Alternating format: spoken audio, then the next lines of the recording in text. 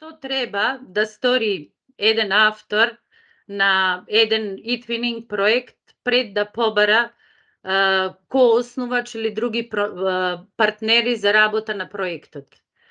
Зборувавме како да се приклучиме на проект, што да правиме, воопшто како да внесуваме страници, како да се логираме и ред други работи, но никогаш не сме дале некаква насока за она што треба да сториме доколку сакаме ние лично да бидеме автори на еден проект.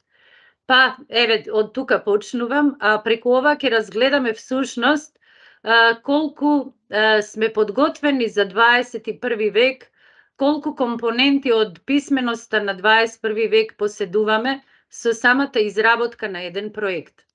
Значи, авторите на e-twinning проектите, пред да побарат кооснувач за проект, треба да го осмислат проектот и концептот на замислениот проект да го понудат на разгледување. Кооснувачот целосно го прифаќа концептот или прави корекции по некои точки. Кога ќе се усогласат, започнуваат со канење партнери за соработка и уредување на проектните страници на платформата. Моите предлог проекти ги концепирам на следниот начин. Не мора да значи дека сите исто би го правеле. Конкретно јас и досега не сум имала некакви забелешки од моите коавтори или партнери кои што работеле на истите проекти.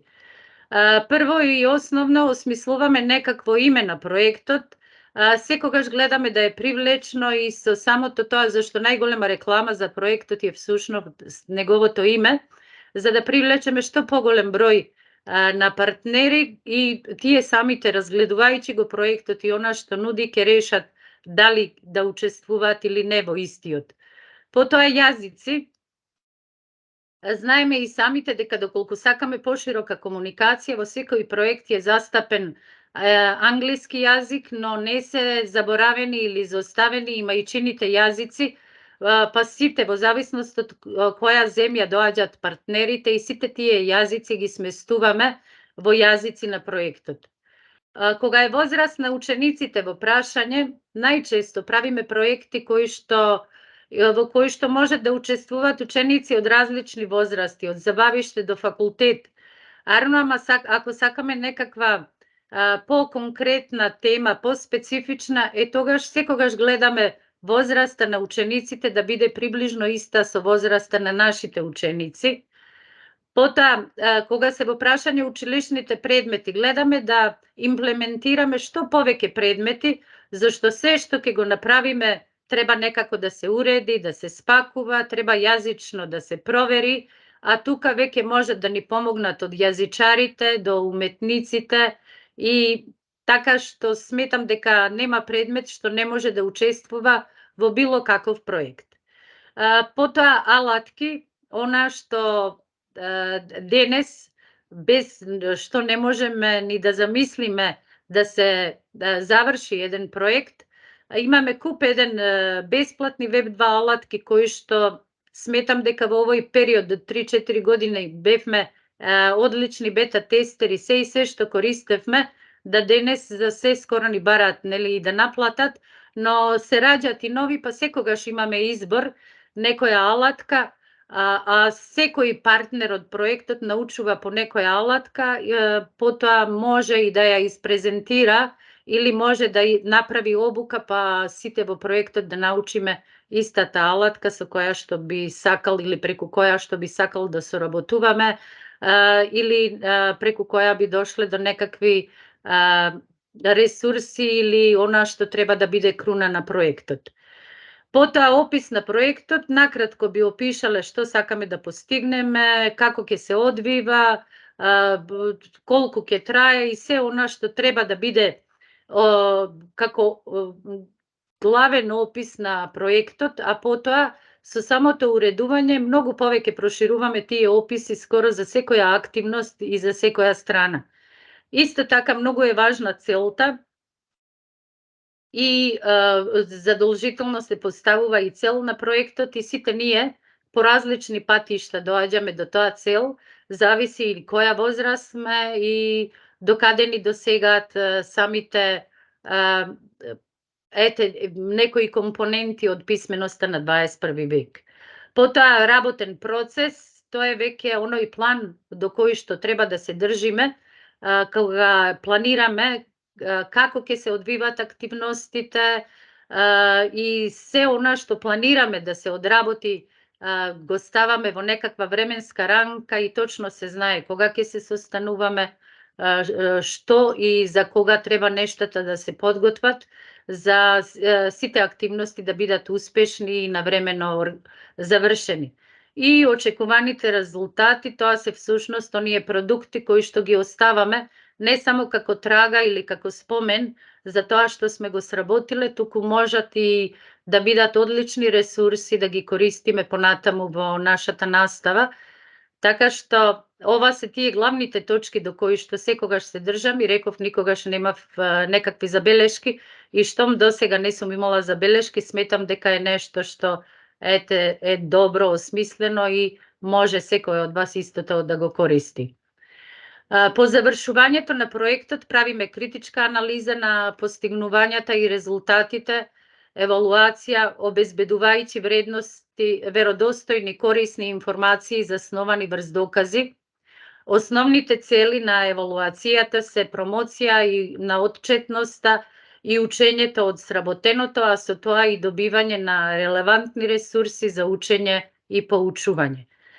Тоа е во врска со проектите, а сега ќе се вратам на денешниот настан и за него поставив цел, значи цел на денешниот настан писменост на 21. век е да се подсетиме на концептот на писменост на 21. век и на компонентите и видовите на писменост на 21. век.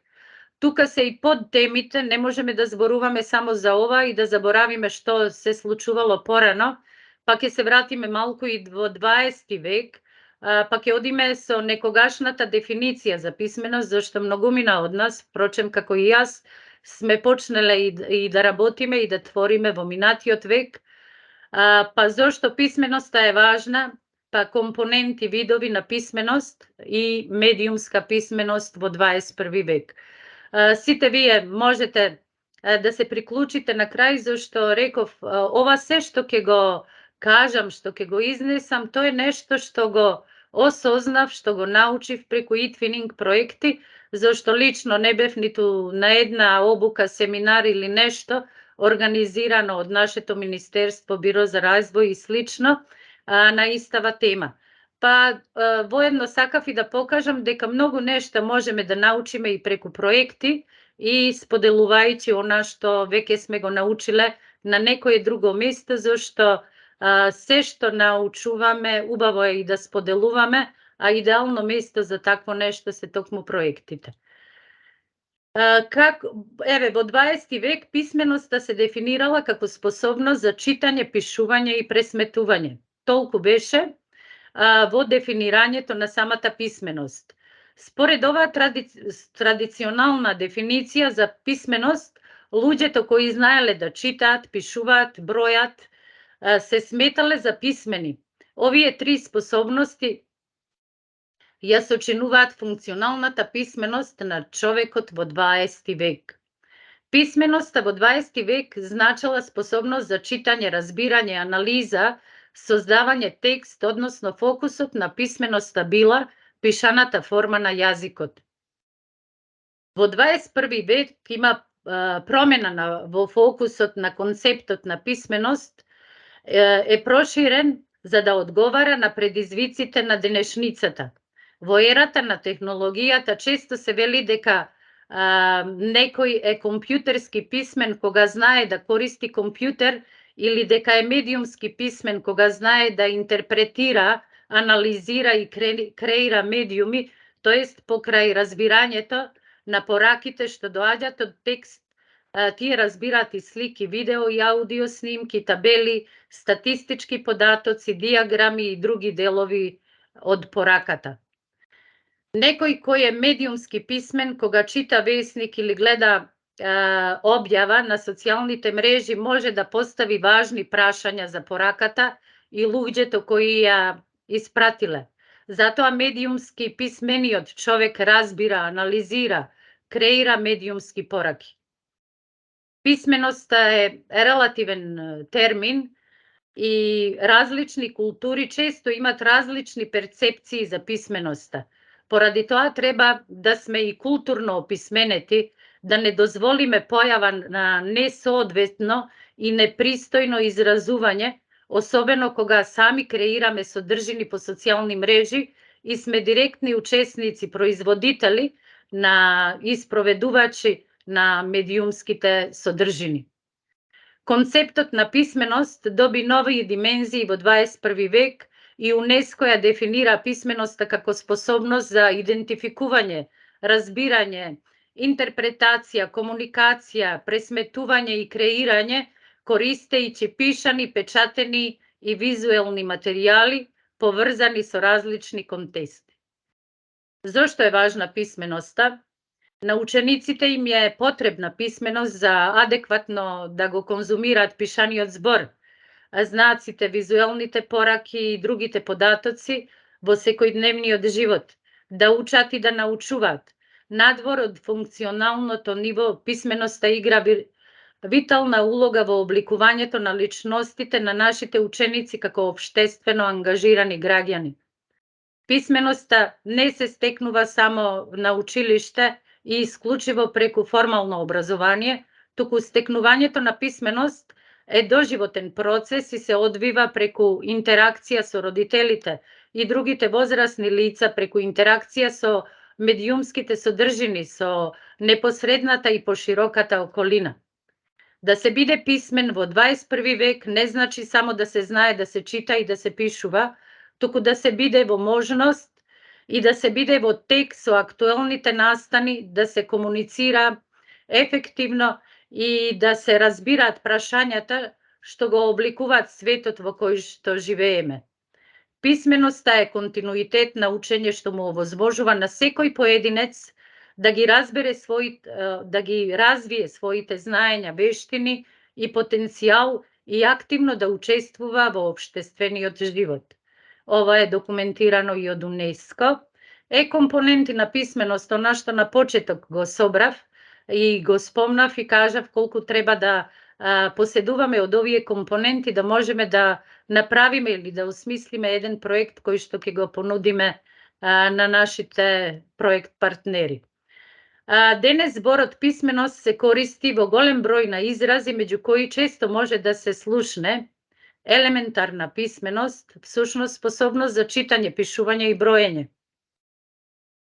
Функционална писменост, способност за примена на стекнатото знаење во нови ситуации. Информациона писменост, способност за критичко лоцирање, оценување и користење на информациите. Информатичка писменост, разбирање и користење на можностите на глобалната информацијска мрежа. Визуелна писменост, способност за разбирање и користење на слики, фотографии, илустрации, компјутерска графика со цел да се пренесат пораки, мисли и лични искуства. Општествена писменост, способност за комуникација во социјален контекст. Културна писменост, способност за комуникација во културен контекст. Здравствена писменост, способност на луѓе да преземаат поголема и поактивна улога во сопствената здравствена заштита. Дигитална писменост, способност за примање на информации, односно информацијска писменост во дигитална средина. Медиумска писменост, способност за разбирање и користење, анализа и интерпретација на пораките во сите форми на традиционални и социјални медиуми, книги, весници, списанија, радио, телевизија и интернет. Еколошка писменост, способноста за разбирање на природата и процесите во природата, одржлив развој и зачувување на животната средина. Финансиска писменост, на финансиските концепти и ризици, донесување ефективни одлуки во различни финансиски контексти, активно учество во економски настани. Научна писменост, разбирање на светот што се заснува на систематско теоретско знаење од различни области и тука е математичката писменост, нели како најтешка и ја оставив за крај, способност за разбирање на содржината или структурите на знаење на кои се потпираат одредени проблеми и задачи, способност за разбирање на процесите околу кои ученикот треба да ги активира за да ја поврзе проблемската ситуација со математичката содржина. Сите овие дефиниции за различни видови на писменост се релативно нови и се во процес и не се конечни и можат да се менуваат. Неспорно е дека одредени видови на писменост подразбираат или вклучуваат други видови писменост, например читањето, пишувањето, разбирањето и обработка на информации се неопходни за постоење на медиумска писменост. За да постигнеме високо ниво на медиумска писменост, мора да бидеме во состојба да разбираме сложени пораки, пренесени преку различни медиуми, тоа се символи, слики, диаграми, графикони, видеа, различни текстови, изрази, реклами и така натаму. Потоа да умееме критички да ги анализираме, да процениме од тие пораки да донесеме одлука дали да превземеме активност насочена кон решавање на некој проблем или да создадеме нови пораки. Од ова произлегува дека постојат одредени предуслови кои треба да се исполнат за да се стекне или подобри медиумската писменост. Поединецот мора прво да поседува други видови писменост за да може активно да учествува во комуникацијата и ситуациите поврзани со медиумската потрошувачка и на крајот да донесе одлука. Од ова големо значење за наставниците, воспитувачите и професионалците кои креираат програми за едукација за медиумска писменост за младите. Запознавање на учениците со концепти и факти поврзани со медиумската писменост нема да биде доволно доколку не се научат критички да анализираат информации и да ги земат во предвид последиците од нивните одлуки.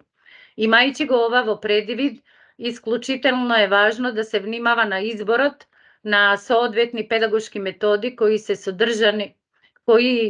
содржината би се приспособила на возраста и на интересите на учениците, нивното животно искуство и социокултурната средина. Да се биде писмен во 21 век не е лесно. Медиумска писменост е воведена во основно образование со цел учениците да научат и вежбат критичко размислување, да умеат да согледуваат кои се клучните идеи на пораките од написите и да се во можност сами да одлучат за информациите врз основа на стекнатото знаење. Примери на вести, избрав една интересна вест, сите знаете дека сега на почеток во октомври започна доделувањето на Нобеловите награди за медицина, хемија, физика, литература, мир, економија, па комитетот од Шведска ја објави и ова занимливост. Спротивно на широко распространетиот мит, Алберт Ајнштајн бил добар по математика во средно училиште. Па објавија и фотографија и неговото свидетелство, иако овој мит и понатаму се шири и се развива, зашто воопшто не е со лоша намера, туку е да ги поттикне оние што имат било каков проблем во совладувањето на материјалот, па често пати умеат да се повикаат кога нештата не ги знаел Ајнштајн и подоцна ги осознал дека и тие можеби ќе им се случи истото и на нив. Многу е битно превземањето на медиумска одговорност преку препознавањето на сопствените гледишта и искажувањето на сопственото мислење кое има влијание на ефективна комуникација. Важно е да научиме да ја препознаеме гледната точка и информацијата да ја ставиме во контекст на она што веќе го знаеме. Учениците научуваат да ја идентификуваат улогата на медиумите во нашата култура, обидите на медиумите да го обликуваат нашето сваќање за светот, дури се обидуваат да ни наметнат размислување и да действуваме на одреден начин. Понекогаш лесно, понекогаш потешко ја разбираме целта на авторот, односно што сакал да постигне авторот со пишувањето, дали да не информира или да ни го промени мислењето, a може би да ни соопшти нешто за кое што не сме слушнале досега. Кога ќе ги разбереме типовите на влијание на пораките, тогаш ќе почнеме правилно и да бираме информации. Учениците ќе остануваат и стануваат се попаметни потрошувачи на информации, затоа што преку медиумска писменост учат како да ја утврдат веродостојноста на информациите и ги откриваат намерите на рекламите, особено кога е во прашање продажба на некои производи. И ова е последниот слајд, она што сакав да ни остане во сеќавање од оваа моја презентација, од ова наша сегашна средба.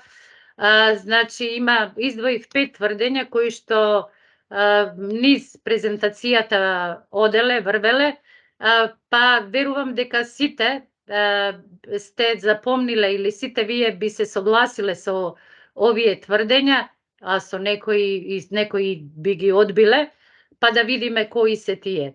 Значи, за да се постигне висок степен на медиумска писменост, едно лице мора да биде способно да разбере сложени пораки, пренесени преку различни медиуми. Значи, првата половина од оваа презентација се однесуваше на тоа и верувам дека сите на ова би одговориле точно.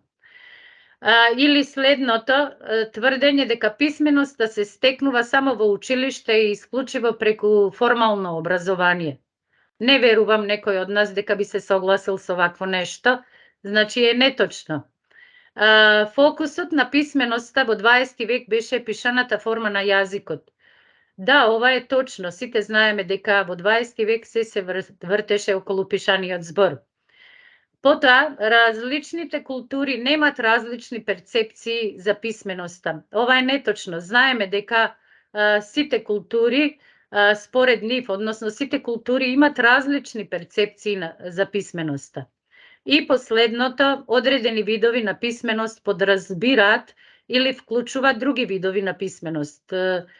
Да, ова е точно. Знаеме сите дека од читањето, пишувањето, размислувањето, заклучувањето, донесување некакви своји судови, сето тоа спаѓа во медиумска писменост, па би можеле да се согласиме со ова тврдење, односно е точно.